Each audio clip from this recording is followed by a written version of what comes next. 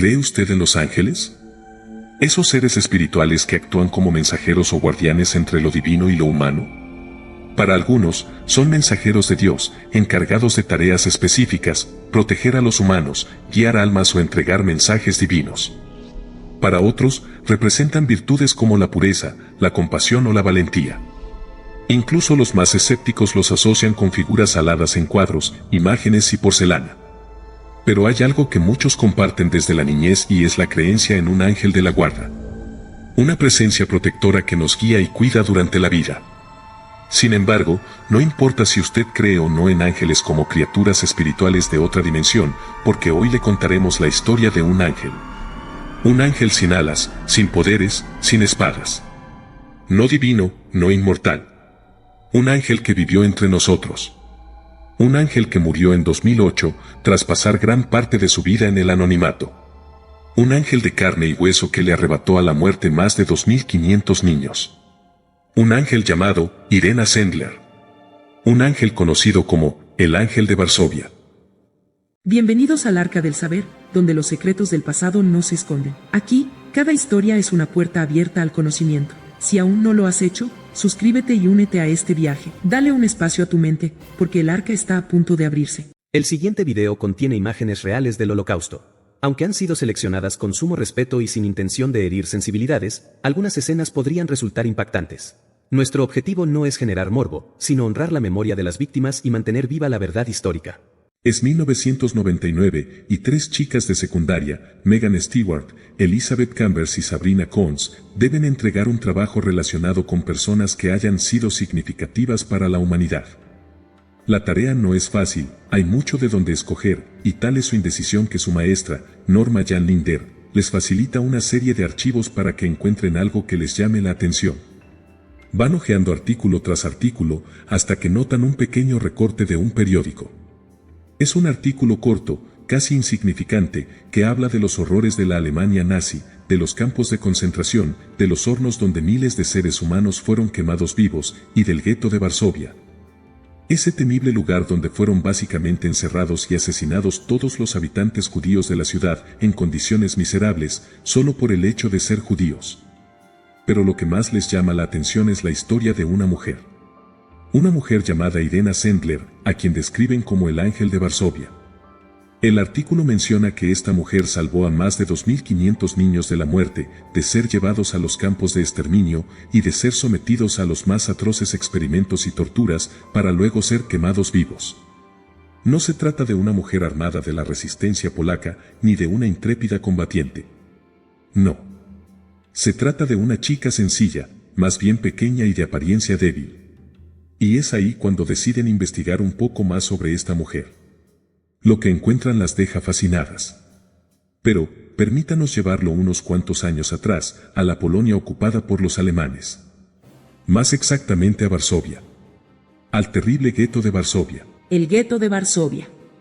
Un infierno en la tierra. Estamos el año de 1940. Y una pequeña parte de Varsovia, la capital de Polonia, ha sido encerrada con altos muros de ladrillo de más de 3 metros de altura, con alambres de púas y garitas de guardias fuertemente armados. Hay decenas de puestos de control con perros entrenados y toda suerte de estrategias para mantener a la población judía encerrada. Los nazis han declarado su odio nacionalista a más de 400.000 judíos.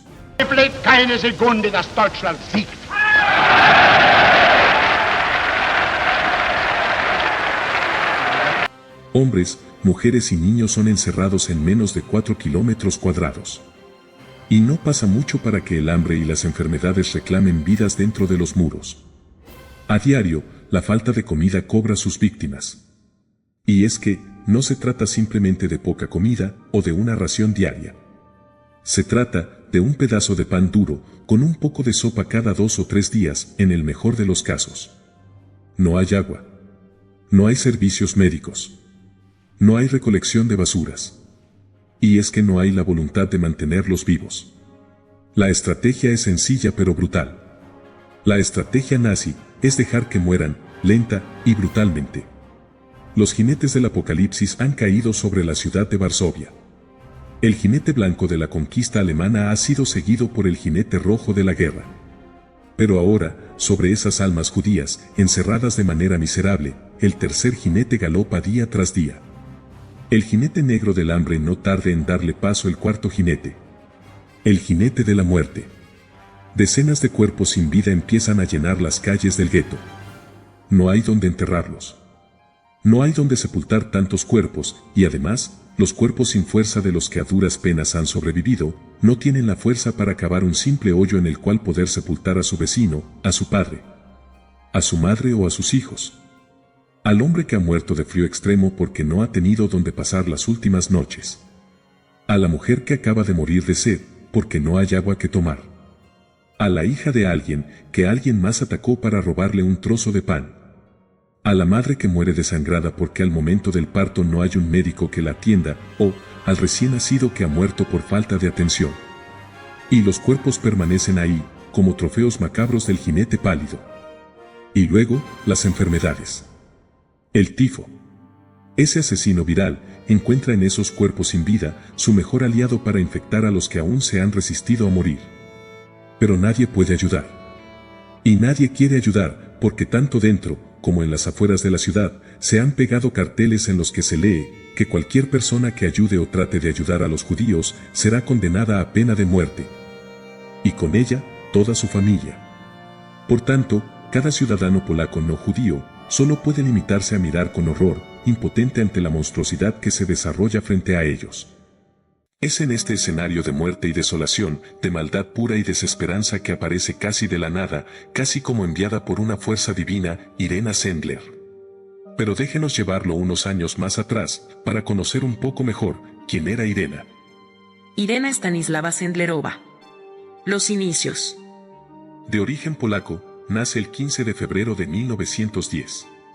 Hija única del matrimonio entre Janikowa Krzyżanowska y Stanisław Krzyżanowski. Este último, doctor en medicina, y de quien se dice, ha heredado su amor por la medicina y la vocación de ayuda a los más desfavorecidos. Su padre muere cuando Irena cuenta con apenas 7 años. Pero son 7 años en donde lo ha visto entregarse en cuerpo y alma para atender a sus pacientes. Incluso a aquellos que no tienen recursos para pagar un médico o un tratamiento. Muchos de ellos judíos, que ya empiezan a ser discriminados. Pero, es evidente que algo que ha marcado su alma y se ha convertido en su estandarte, son un par de frases pronunciadas por su padre antes de morir. La primera. Si ves a alguien ahogándose, debes saltar al agua para salvarlo, aunque no sepas nadar. La otra es mucho más contundente. Solo hay 2 tipos de personas. Las buenas y las malas. Y solo tú decides cuál de ellas quieres ser. Estos mensajes de sacrificio y valentía se quedan grabados en su corazón y empiezan a ser el motor de sus acciones futuras. Su padre muere en 1917, cuando una epidemia del terrible tifus arrasa con parte de la población y por supuesto nadie quiere ayudar a los enfermos, so riesgo de contagiarse. Salvo un médico. El padre de Irena Sendler. Y no solo a los enfermos polacos. Él, el padre de Irena, es quien se encausa en ayudar y atender a los enfermos judíos. Porque las personas buenas deben ayudar a las personas buenas y cuidarse de las personas malas. Una tercera frase que marca su vida. Su carrera empieza en la Universidad de Varsovia cursando estudios literarios. Pero, con el tiempo, Irena siente la necesidad de ayudar de una manera más práctica y directa, lo que la lleva a estudiar enfermería. Pero, tras la muerte de su padre, los recursos económicos no son suficientes para pagar esta carrera. ¿Y quién se la paga?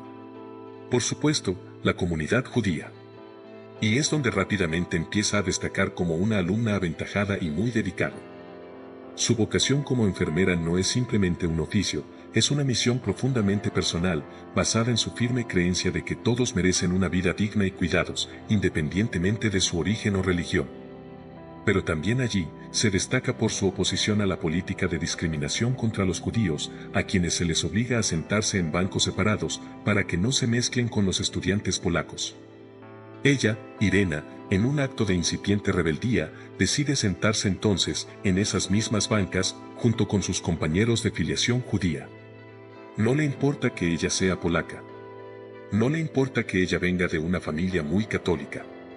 No le importa que los asientos para los polacos sean los mejores y los más cercanos al tablero. No. A ella, a Irena, no le importa nada de eso. Ella, Irena Sendler, esa chica menudita y de apariencia débil, decide sentarse en esas bancas alejadas y destartaladas, junto a sus amigos, lo que le vale una suspensión temporal en la universidad. 3 años ha estado fuera de las aulas y no han sido pocos los esfuerzos para volver. Pero finalmente logra obtener el título de enfermera. Y es ahí mismo, en la facultad, donde establece relaciones con los primeros grupos de trabajadores sociales. Para 1939, con el estallido de la Segunda Guerra, Irena ya trabaja en diversas entidades de ayuda social. Y en ellas conoce a algunas mujeres con las que más tarde se reencontrará en las redes clandestinas de ayuda a los judíos. Es en este lapso de tiempo cuando Irena se topa frente a frente con el horror de la guerra. Es cuando empieza a ver la muerte y la degradación en su máximo esplendor. Ve a los soldados heridos, mutilados o muertos.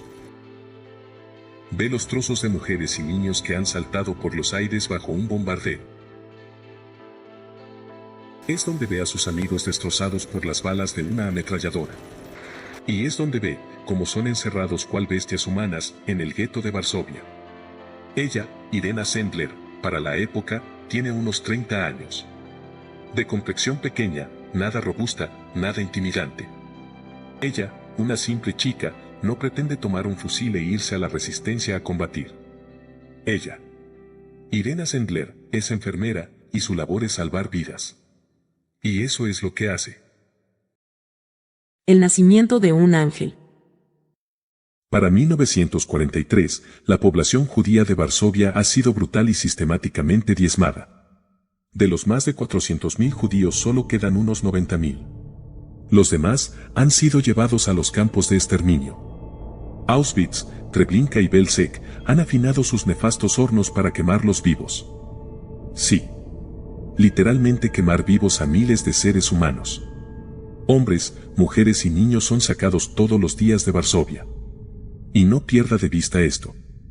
A diario los trenes cargan decenas de miles de seres humanos, bajo la premisa de ir a trabajar, para encontrarse luego dentro de esos hornos.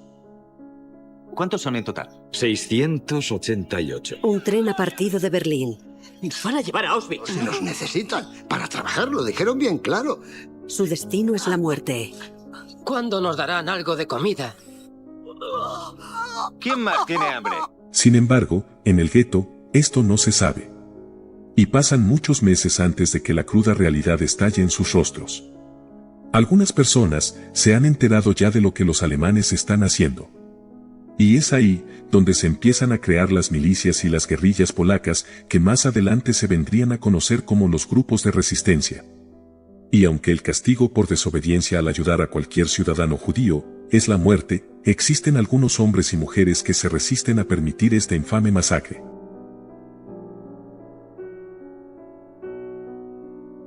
Y no son pocos. Son muchos hombres y mujeres polacos no judíos que empiezan a orquestar pequeños movimientos de resistencia. Bien sea huyendo a los bosques y tomando las armas, bien sea apoyando económicamente a estos combatientes, bien sea tratando de pasar de incógnito un poco de alimento y medicinas dentro del gueto. Y una de estas personas, una de estas almas cargadas de amor y misericordia es Irena Sendler. Siendo ya enfermera y trabajadora de servicios sociales, aboga por una comisión que pueda entrar al gueto a ver las condiciones en que se encuentran las personas. Y lo que ve ahí, rompe su alma. Pero lo que más la horroriza es ver a los niños. Dios mío, pero, si acá hay niños. Acá hay niños.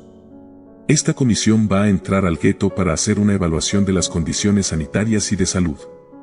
Se les informa a las autoridades que la idea es prevenir el contagio del temible virus del tifo a los soldados alemanes, que, dicho sea de paso, es de las pocas cosas que los asusta.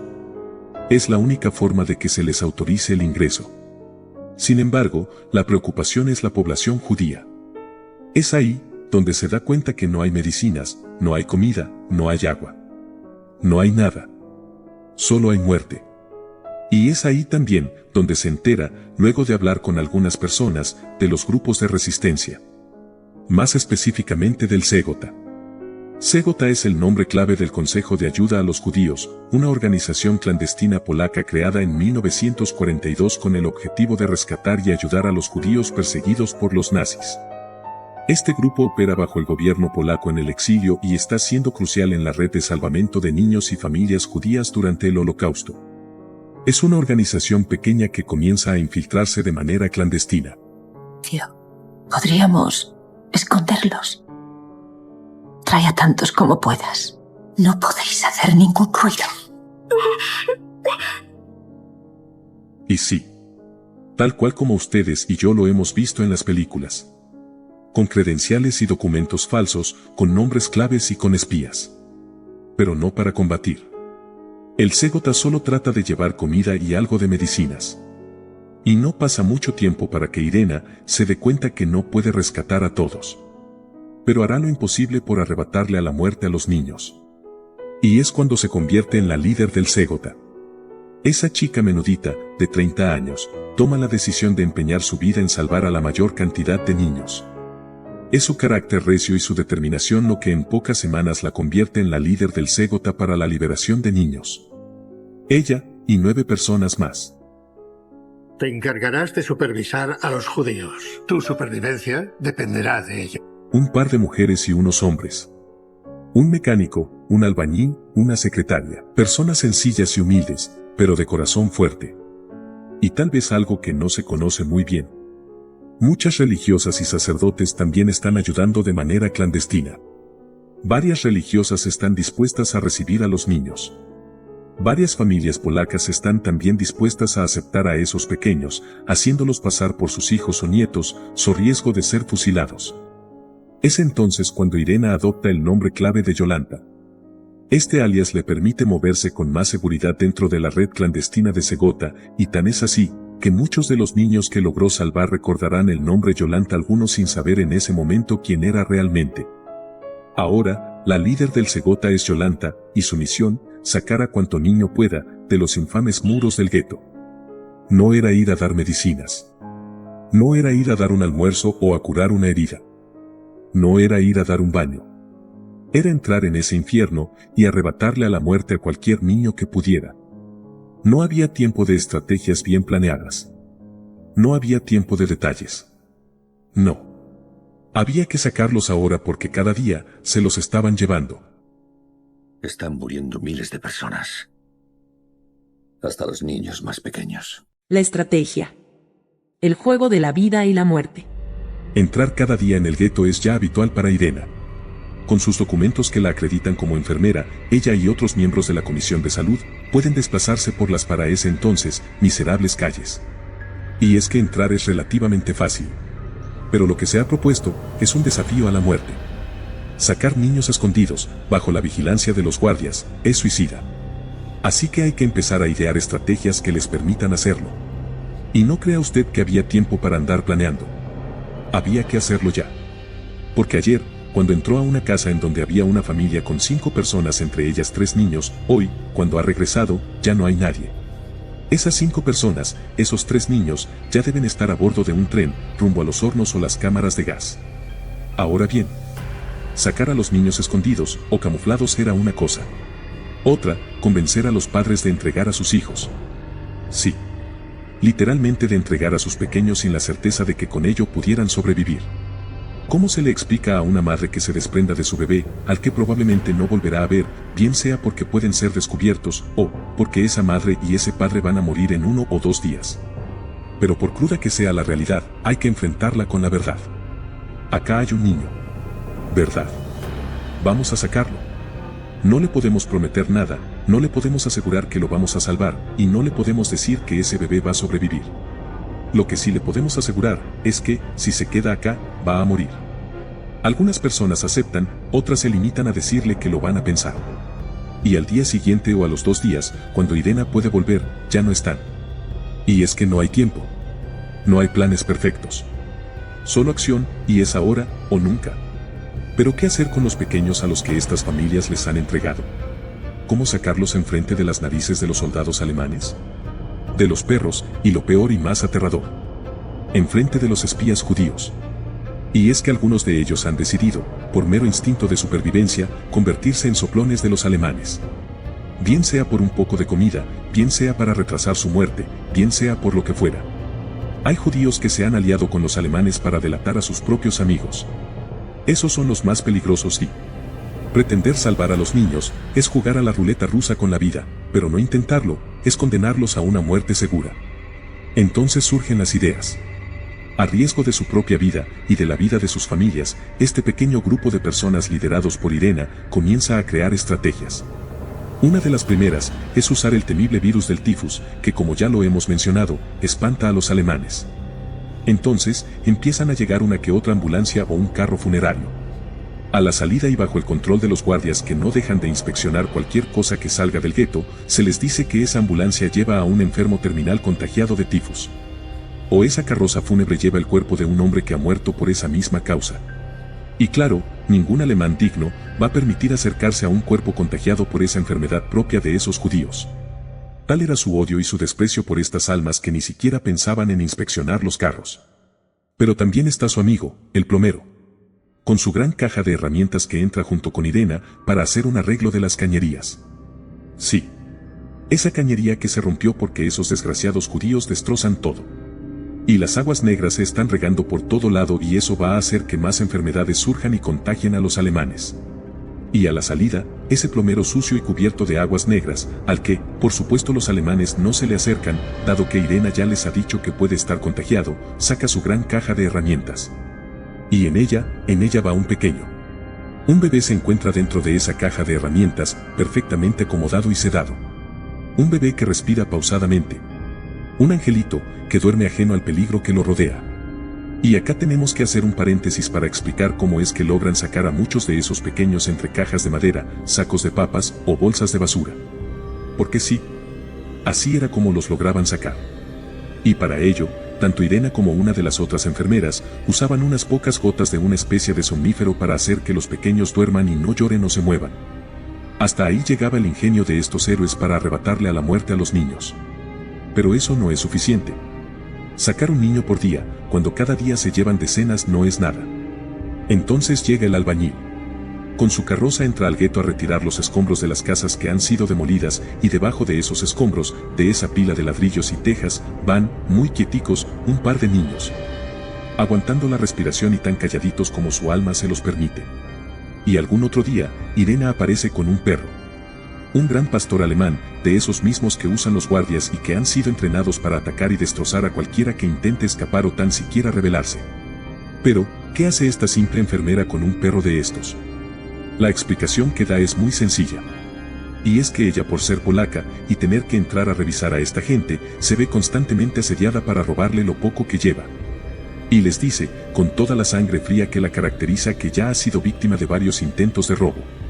Así que, de ahora en adelante va a entrar con su perro para que la proteja. Su estrategia surte efecto y los guardias aceptan de buena manera. Porque, ¿cómo no permitirle a esta chica de apariencia débil que lleve su propio perro? Y entonces, el albañil con su carreta o el hombre de los sacos de papas y verduras con la suya, pueden cargar más ladrillos y más sacos de verduras, porque encima va el perro de Irena. Ese perro que ha sido entrenado por los mismos miembros del Ségota para que, cuando los guardias se acerquen, ladre, y ladre con toda la fiereza que los caracteriza. Y entonces, Irena, tratando de calmarlo, porque le está ladrando a los propios guardias, les vuelve a contar su historia de cómo el perro la defiende de todo aquel que se le acerque. Fue una idea magistral. Y sí, puede parecer ridículo, y tal vez alguien no lo crea, y piense que esto es solo una fábula. Pero está documentado. Fue real. Fue verídico. Fue así como esta gente del Ségota, en cabeza de esa simple chica, logran sacar a muchos niños del gueto de Varsovia. La iglesia, donde no hubo sermones, pero sí ángeles que salvaron vidas. Si bien siempre se ha dicho que el papel de la Iglesia Católica fue de total pasividad y que muchos voltearon los ojos frente a esta barbarie, la verdad es que en Varsovia no fue así. La oportunidad se presenta cuando un grupo de religiosas contacta a Irena para decirle que su iglesia, una situada justo a las afueras del gueto, pero con una pared pegada al muro, tiene una pequeña puerta por donde los niños podrían escapar. Entonces surge la posibilidad de sacar a los niños más grandecitos. ¿Pero cómo hacerlo? ¿Cómo sacar a 7 u 8 niños a plena luz del día, cuando todo está rodeado de guardias? Pues hay que cambiarlos. Convertir en católicos a estos niños judíos. Hasta ahí, suena posible. El problema es que solo tienen un día para hacerlo, porque al día siguiente, esos mismos chicos tal vez ya no estén. Hay que darles un nombre católico. Enseñarles una oración cristiana. mostrarles cómo hacer la señal de la cruz. Y repetirles 3 o 4 frases clave, todo en un par de horas. Y claro que se hizo. Y fue gracias a esas religiosas y sacerdotes valientes que no voltearon la vista a otro lado. Así que, en las mañanas, entran por esa pequeña puerta algunos chiquillos.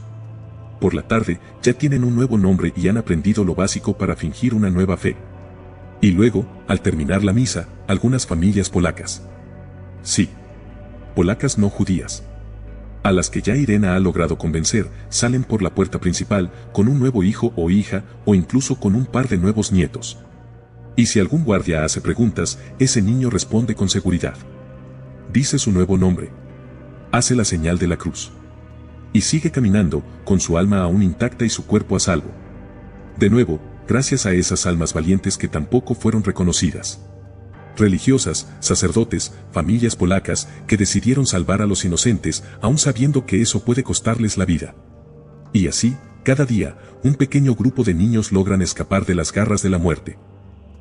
Y es increíble cómo este pequeño grupo de personas, la pequeña red de Yolanta, pudo, día tras día, sin armas, sin violencia, solo armados con su enorme amor por estos niños que en muchos casos ni siquiera conocían y arriesgando su propia vida, salvar a más de 2.500 angelitos. Hasta que llegó ese día. La captura. El final de Yolanta. Todo está saliendo bien, dentro de lo que se puede esperar en esta situación tan peligrosa. Pero ese día, ese fatídico día, alguien habló. ¿Alguien fue torturado hasta hacerlo hablar? ¿Algún espía judío de los que ya hemos hablado? ¿Algún soplón? ¿Algún guardia se dio cuenta de algo? No se sabe bien a bien. Pero ese fatídico día, Irena es arrestada. El 20 de octubre de 1943 es conducida a una celda en la brutal prisión de Pawiak, en donde es brutalmente torturada. Huesos rotos. Músculos rotos. Le han lastimado la espalda de manera salvaje, hasta que finalmente logran que hable y dé una declaración. Sí, Irena Sendler va a declarar todo lo que sabe.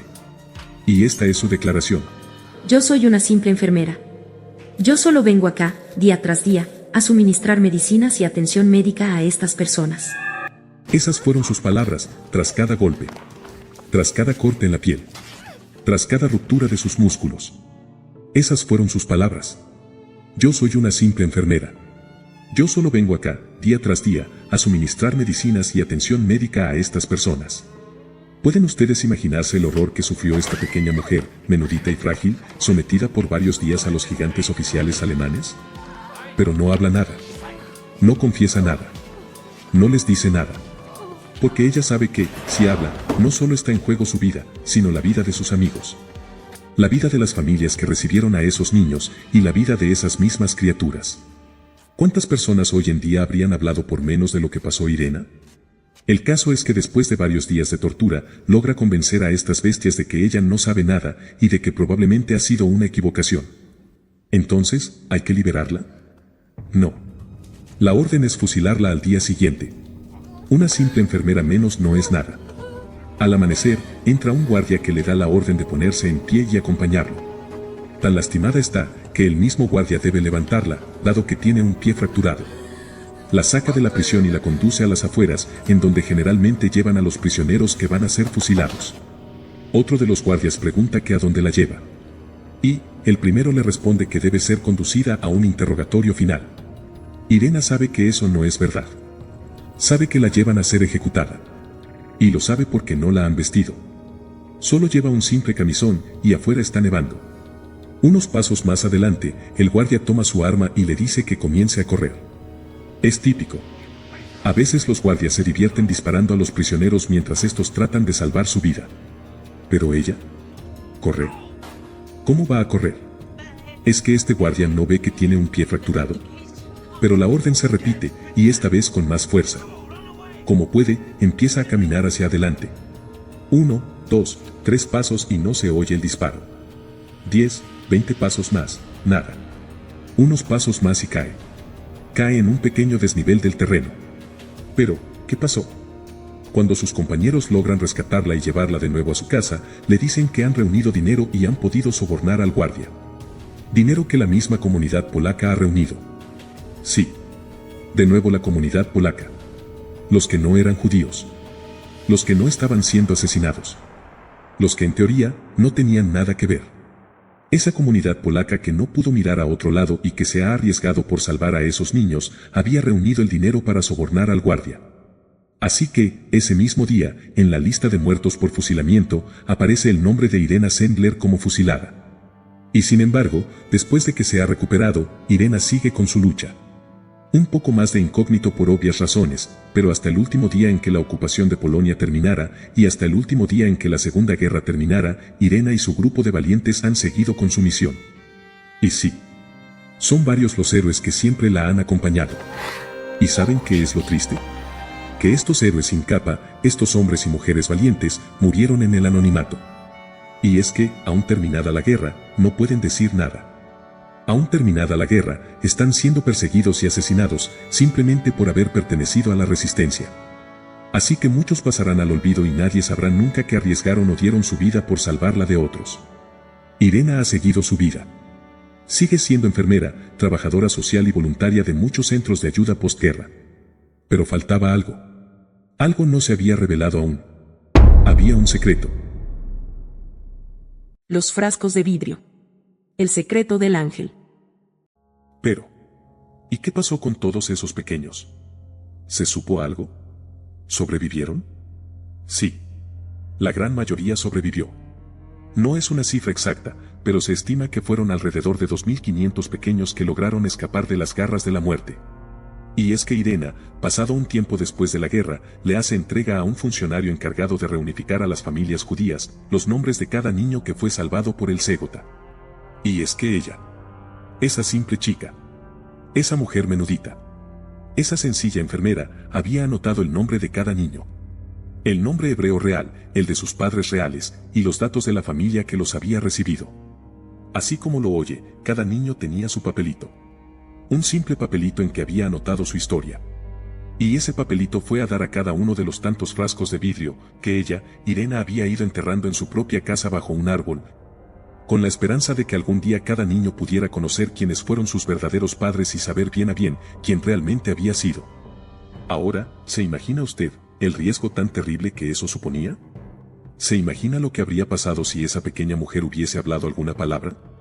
¿Se imagina las consecuencias si Irena, al momento de haber sido torturada por días, hubiese confesado? ¿Se imagina usted el destino de todas esas familias, de todos los colaboradores y de todos los niños, si ella, Irena Sendler, no hubiese aguantado los golpes, las fracturas, el desgarro de su piel, de sus músculos y de su cuerpo? Y es que ella tenía claro que su vida era mucho menos importante que la de todas las personas que hubieran podido terminar en los hornos, en las cámaras de gas o simplemente fusilados. Y de nueva cuenta, no estamos hablando de una heroína de Marvel, ni de un agente entrenado para resistir los interrogatorios. Estamos hablando de una mujer sencilla que tuvo el coraje y la valentía de pararse frente al aparato nazi y desafiarlo a cambio de nada. ¿Su recompensa? El saber que muchos de esos niños, años después, pudieron regresar a Israel y en algunos casos, muy pocos, reunirse con sus familias. Cabe anotar que la gran mayoría de esas familias ya no estaban. Ya habían muerto.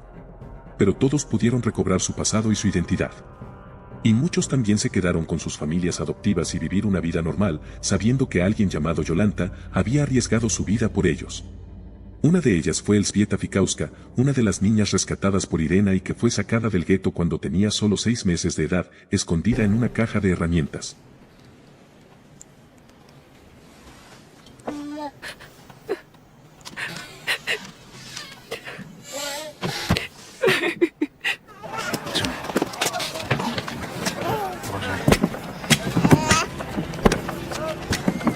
Su madre adoptiva, Stanislava Busoldova, le brindó un hogar amoroso y la protegió durante la ocupación alemana.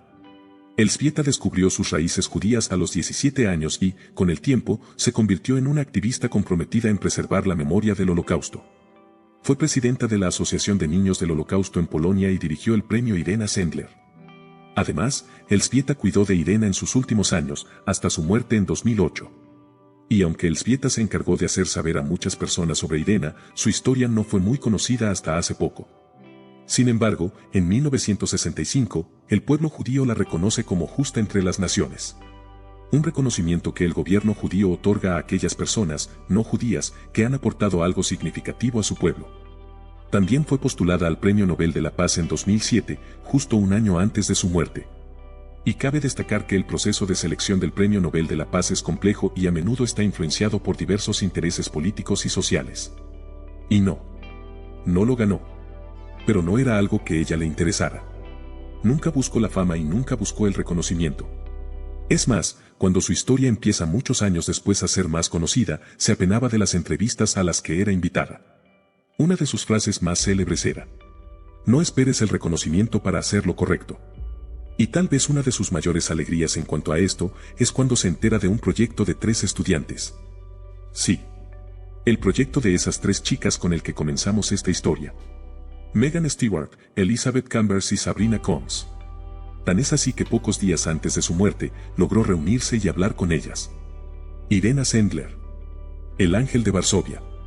Una mujer real de carne y hueso. Una mujer que cuando vio que, a sus amigos, a sus vecinos o simplemente a otro ser humano se lo llevaron para matarlo, no volvió la vista a otro lado. Ahora, ¿cree usted en los ángeles? Nosotros sí. Y acá, ya para finalizar, les dejamos algunas de las frases célebres y partes de una entrevista real de este ángel. No sin antes agradecerles el habernos acompañado en este viaje de historia, fuerza, valentía y coraje. Déjanos un like. Comparte este video, y si no lo has hecho suscríbete y visita nuestro canal. De nuevo, mil gracias por estar con nosotros. Mniej operuje liczbą 2,5 tysiąca. 2,5 tysiąca. Mniej więcej. To jest to taka liczba w 100% niepewna, co z dalszych moich wywodów wynika, ale mniej więcej. Chodząc tam, patrząc, widziałam, że coraz większy głód jest, coraz większa sytuacja, ludzie umierają z głodu. Najgorsza sytuacja znaleźli się oczywiście dzieci, jako bezbronne, prawda, istoty. Postanowiłam wtedy, że trzeba te dzieci zawsze pomóc, ale żeby uratować, trzeba było chcieć, a po wtedy trzeba się było nie bać.